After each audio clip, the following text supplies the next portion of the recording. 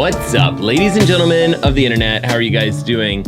This past summer, there was this huge article, and it had to do with Alysia Montaño, and she's a three-time national track and field champion, and she kind of exposed Nike's lack of coverage for women's pregnancy within their contracts for elite athletes. And then about a month later, kind of with a little bit of social pressure, Nike went ahead and changed their pregnancy policy for their elite athletes, basically just allowing them some time, prior to the pregnancy and then afterwards to return to kind of the normal state of performance before they were docked any sort of payment. But overall, it just didn't end up looking that good for Nike. And then 2 months ago, the creator and head coach of the Nike Oregon project, his name's Alberto Salazar. He's kind of been under investigation for a long time, but he finally received a 4-year ban by the United States Anti-Doping Agency. So he will no longer be allowed to coach or work with any of these Nike elite athletes. And then about 12 days later after that, Nike did go ahead and announce that they were going to shut down that Nike Oregon project. And just to be clear, that's not to get confused with their Nike Bowerman track club. Those are 2 different Nike elite training camps.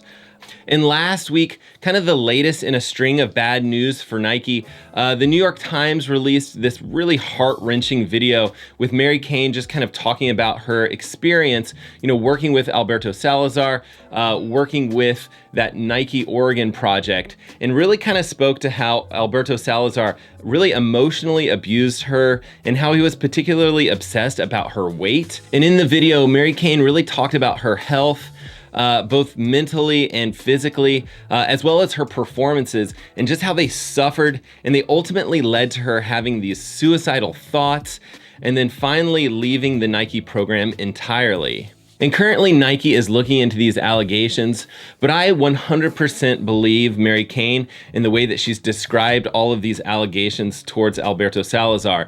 In fact, there's been a few other elite athletes from the same training group that have gone on and kind of confirmed some of the allegations that Mary Cain had kind of iterated throughout her video article on the New York Times.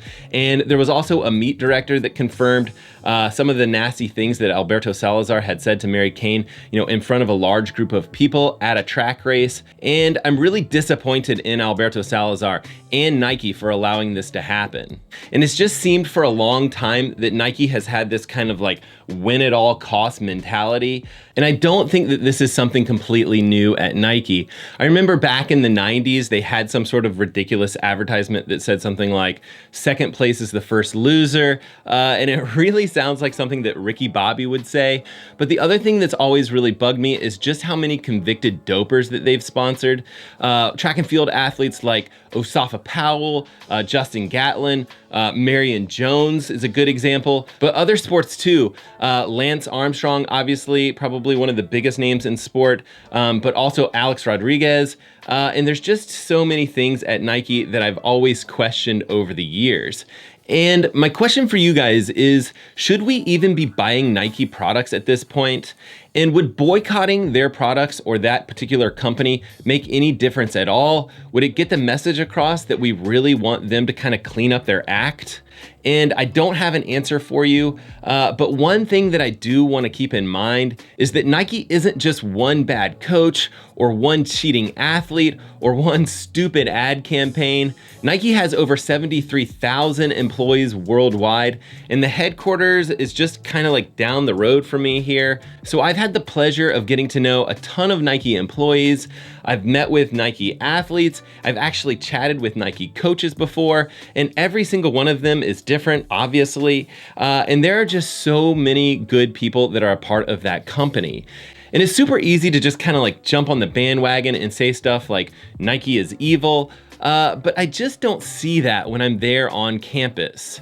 Shalane Flanagan is a Nike professional athlete, and she just recently retired, and she's actually going to start coaching as part of the Nike Bowerman track club, and she's kind of this fantastic role model for women's athletics, and I really hope that she's going to inspire the next generation of young women, really letting them know that like body shaming is ridiculous, and that there's just no place for it in our our sport.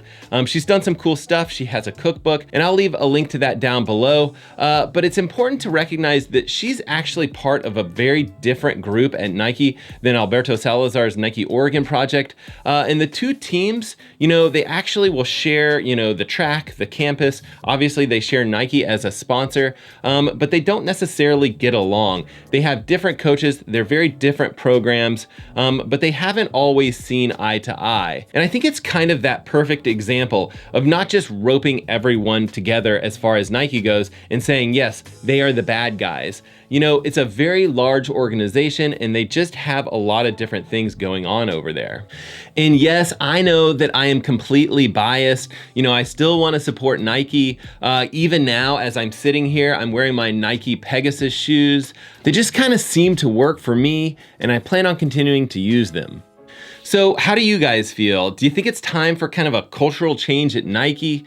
Should we be even buying Nike gear at this point? Drop a comment below, let me know what you think. And as always, I really do appreciate you guys taking the time to watch this video, and we will see you guys on the next one.